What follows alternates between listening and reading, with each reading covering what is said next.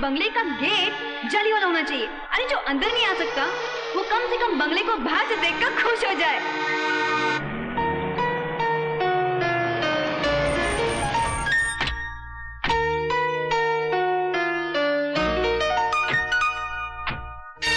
Porch में गाड़ी रुकने के बाद जब शोफर दरवाजा खोले तो लगना चाहिए कि पार्टी सॉलिड है। आओ पूजा। हाँ? चले?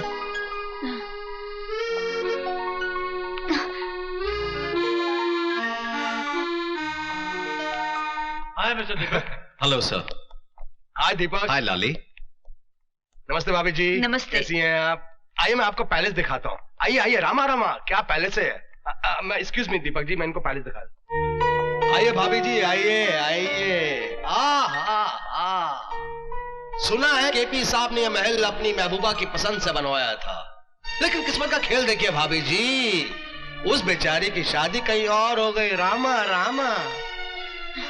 जब हॉल में एंटर करें तो राज कपूर की फिल्मी सेट की तरह सीढ़ी जानी चाहिए ऊपर। अरे ये तो कुछ भी नहीं है भाभी जी, ऊपर जाके देखिए, बहुत सी कमाल की चीजें हैं देखने लायक। रामा रामा।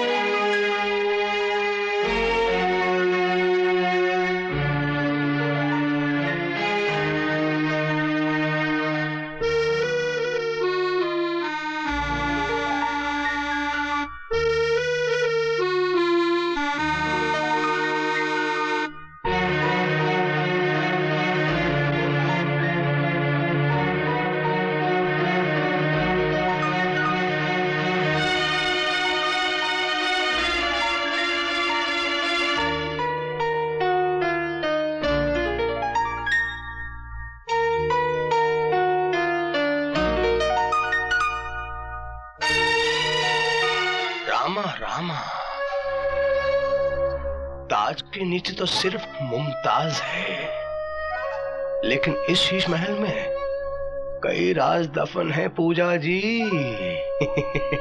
घबराइए नहीं भाभी जी, बिल्कुल नहीं घबराइएगा। मैंने कुछ नहीं देखा, कुछ नहीं देखा। रामा रामा। पूजा। दीपक बाबू बाहर आपको ढूंढ रहे हैं। रामा रामा। अब मैंने कुछ नहीं देखा भाभी जी। रामा रामा। रामा रामा। रामा रामा। पूजा, अरे तुम ऊपर थी, मैं तुम्हें नीचे ढूंढ रहा था। देख लिया महल? क्या हुआ पूजा, तुम कुछ परेशान सी लग रही हो? नहीं तो। ये परेशान नहीं है, महल को देख के थोड़ी हैरान है। रामा रामा। आओ चलो बाहर चलते हैं, मैं तुम्हें केपी साहब से मिलाता हूं।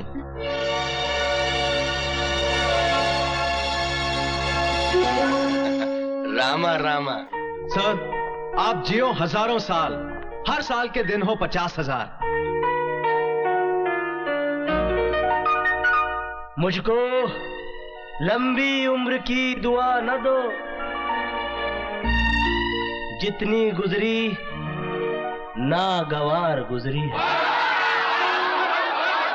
मुझे इस बात की खुशी नहीं है कि आज मेरा जन्मदिन है, बल्कि इस बात की खुशी है कि मेरी गम भरी जिंदगी का चलो एक और साल कम तो हुआ। जिंदगी की उम्र इनके दुश्मनों की कम हो, मैं तो कहता हूँ भाइयों, इस महफिल की उम्र भी इनको लग जाए। क्यों रामा रामा?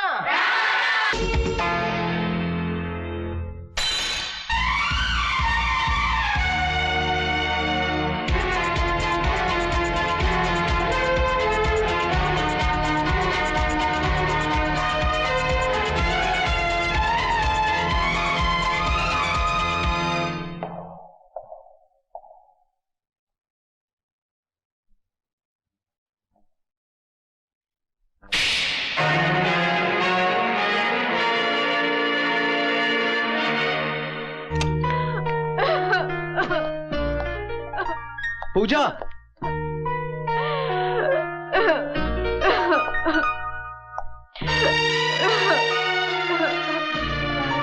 ए पूजा, अरे पगली, इसमें तेरा क्या कसूर था? तू क्यों रो रही? मैं जानता हूं पूजा कि तुम मुझसे बहुत प्यार करती हो और मेरे सिवा कोई तुम्हारे ख्याल में भी नहीं आ सकता। मैं तो सोच भी नहीं सकता था कि जिस आदमी को कल तक मैं एक देवता समझता था वो इतनी गिरी हुई हरकत कर सकता है। मैं उसे कभी माफ नहीं करूंगा। मैं आज ही उसकी नौकरी छोड़ दूंगा, लौटा दूंगा उसकी दी हुई बंगले और गाड़ी की चाबियां।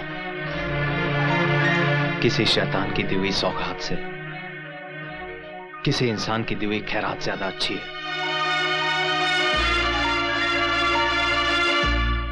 कल रात को जो कुछ भी हुआ, मास्टर, मुझे इस बात का बहुत अफसोस। समझ में नहीं आता मैं क्या करूं। एक काम करो, तुम जाके उससे माफी मांगो। माफी? हाँ। अगर तुमने उससे माफी मांगी तो उसकी नजरों में तुम्हारा कद और ऊंचा हो जाएगा। लेकिन क्या वो मुझे माफ करेगी? क्यों नहीं करेगी? सिर्फ तुमने उससे प्यार नहीं किया था, उसने भी कभी तुमसे प्यार किया था। वो तुम्हारी भावनाओं को जरूर समझेगी। हाँ।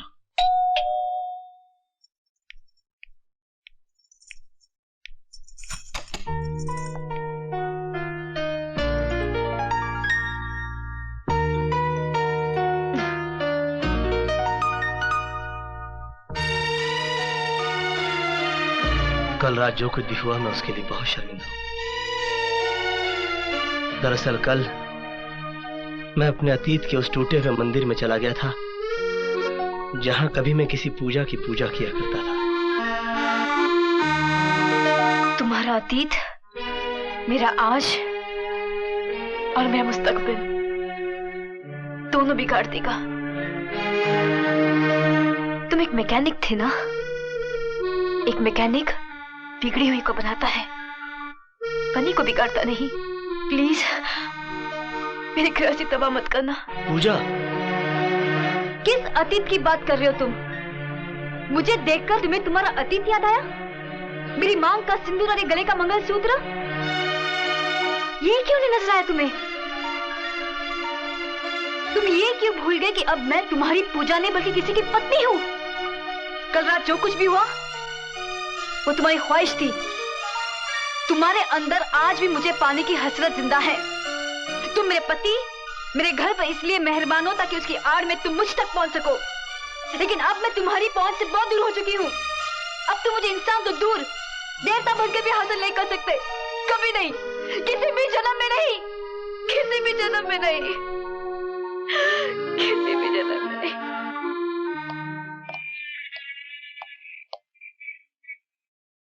मैं अपनी कल की गलती के लिए पूजा से माफी मांगने आया था। वाह, माफी भी बहुत खूबसूरत बहाना है दूसरी मुलाकात का। मैंने अपना इस्तीफा और तुम्हारे दिए हुए बंगले और कार की चाबियां तुम्हारे दफ्तर में छोड़ दी हैं। मुझे उम्मीद है कि आज के बाद तुम मेरी बीवी की तरफ नहीं देखोगे। दीपक, तुम मुझे गलत समझ रहे हो। मैंने तुम्हें नौकरी तुम्हारी डिग्री देखकर दी थी, तुम्हारी बीवी देखकर नहीं। मिस्टर कृष्ण प्रसाद, इस वक्त मेरे घर में मेरी बीवी के सिवा और कोई नहीं है। जब तुम भीड़ में सबके सामने उसे किस कर सकते हो तो अकेले में। दीपक, तू मुझे उन गरजमंदों में से मत समझ जो नौकरी और प्रमोशन के लिए अपनी बीवी का गलत इस्तेमाल करके उसे रुलाते हैं। मैं जानता हूं तुम बहुत बड़े आदमी हो, लेकिन मेरी आन मेरी आबरू से बड़े नहीं। मैं तुझे इस कदर जलील कर दूंगा कि तू किसी को अपना मुंह दिखाने के काबिल नहीं रहेगा, समझे?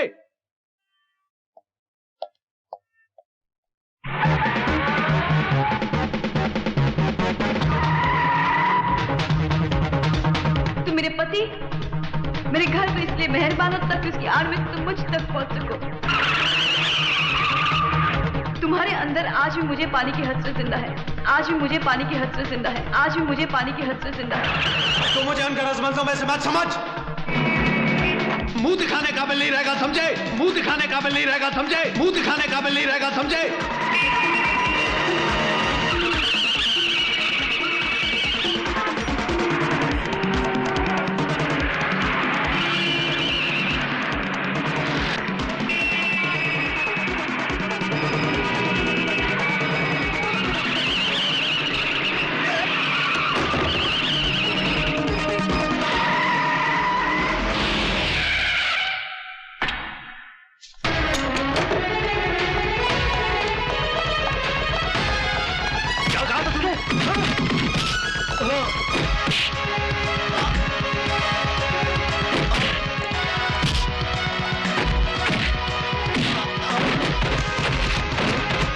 तू हमें दलील करेगा? कृष्ण प्रसाद को दलील करेगा? हट जा बुझा!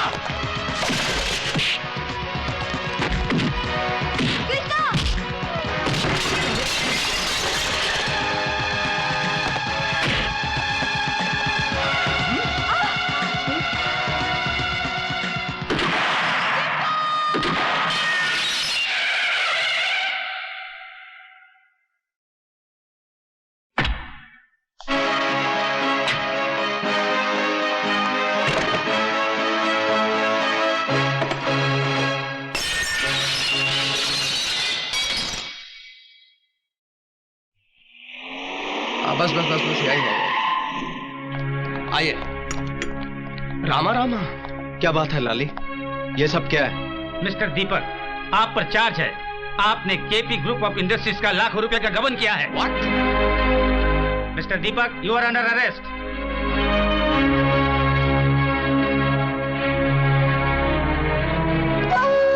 हुजूर, आपने जैसा मुझसे कहा था मैंने वैसा कर दिया। दीपक को जेल भिजवा दिया। रामा रामा। हुजूर, आपसे एक बात कहना तो मैं भूल ही गया। उस दिन पार्टी वाले दिन दीपक की पत्नी मेल देखने आई थी, आपके चैम्बर में घुसकर अपनी तस्वीरें देख रही थी। मैं अचानक वहां पर पहुंच गया। मुझे देखते ही उसके चेहरे का रंग बदल गया।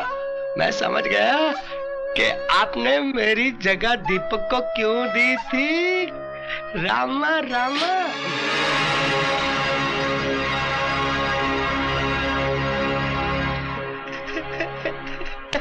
समझदार हो। रामा रामा। हजूर, मैंने आपका नमक खाया है। आपकी ये बात मैं बाहर जाके किसी से कहने वाला थोड़ा ही हूँ। मैंने तो पूजा जी से भी कह दिया था कि डरो मत, मैंने कुछ नहीं देखा। रामा रामा। लाली, इस दुनिया में लोग मोहब्बत से सिर्फ मोहब्बत करते हैं, मगर शायद मैं दुनिया का पहला शख्स हूं जिसने अपनी पहली मोहब्बत से जंग का ऐलान कर दिया है। Yes sir, I will do. Mister Bajaj, मेरी समझ में ये नहीं आता कि आपको मैं कैसे समझाऊं। आपका केस बिल्कुल एक तरफा है, इसमें कोई गम नहीं है। आपके बेटे को सजा से कोई बचा नहीं सकता।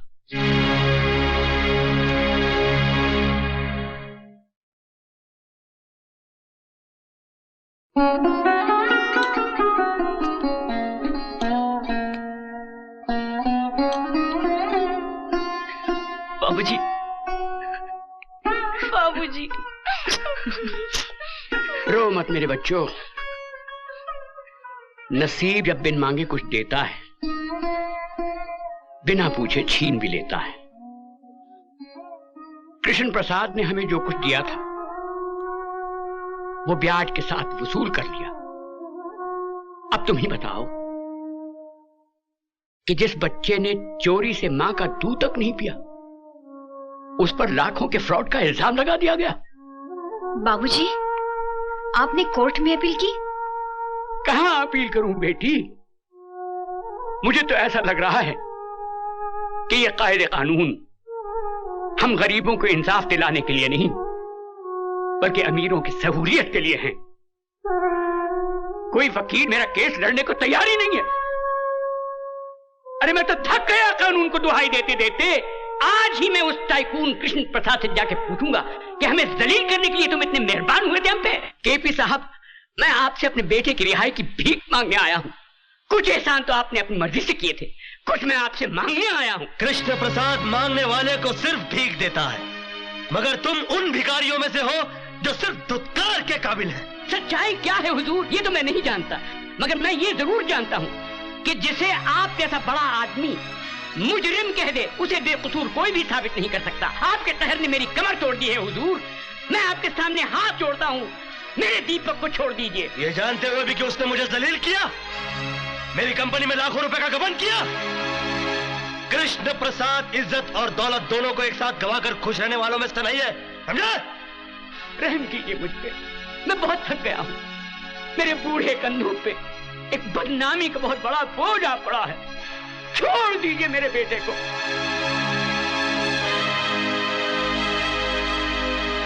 ठीक है, मैं तुम्हारे बेटे को छोड़ देता हूं, तुम अपनी बहू को मेरे पास भेज दो। कृष्ण प्रसाद, कमीने! ये किसी गरीब की गर्दन नहीं है, एक टाइकून का गिरेबान है। उड़ा के बाहर फेंक दो इन्हें। कमीने! पहले मेरे बेटे को फंसा दिया, अब मुझसे मेरी बहू मांगता है। अबे मैं तो तुझे देवता समझता था, और तू निकला सिर्फ एक आदमी, और वो भी एक नीच और गिरा हुआ आदमी। मिट जाएगा तू, बर्बाद हो जाएगा तू।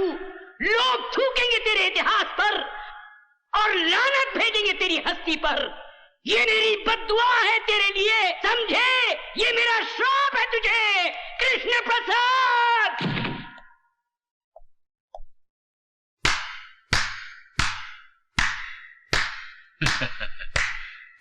वाह कृष्ण प्रसाद, वाह वाह वाह वाह। आज मुझे पहली मर्तबा पता चला कि इतने बड़े महल में रहने वाला शख्स इतना छोटा भी हो सकता है। अरे जिस मोहब्बत को तो अपनी मोहब्बत के बल से हासिल ना कर सका, उस मोहब्बत को अपनी कायरता छल कपट से हासिल करना चाहता है। आज मुझे पता चला कि तेरे इस मासूम और भोले चेहरे के पीछे एक शैतान, एक भेड़िया रहता है। मास्टर, चिल्ला मत। तू मोहब्बत में मिटा जरूर है, मगर मोहब्बत के फलसफे को नहीं समझा। तू बहुत ऊंचा फलसफा है, और मैं यहां तेरी शरारतों को रफू करने आया था। तेरी बदतमीजों को रफू नहीं कर सकता मैं जा रहा हूं। अरे जा, मुझे किसी की जरूरत नहीं है। अरे जब मैंने अपने दिल में रहने वालों के जाने का अफसोस नहीं किया, तो घर से जाने वालों की परवाह क्या करूंगा। मास्टर, तो सिर्फ बातों की चिंदियां रफू कर सकता है, दिलों के चिथड़ों को नहीं। चल जा, कोई जरूरत नहीं है मुझे किसी की।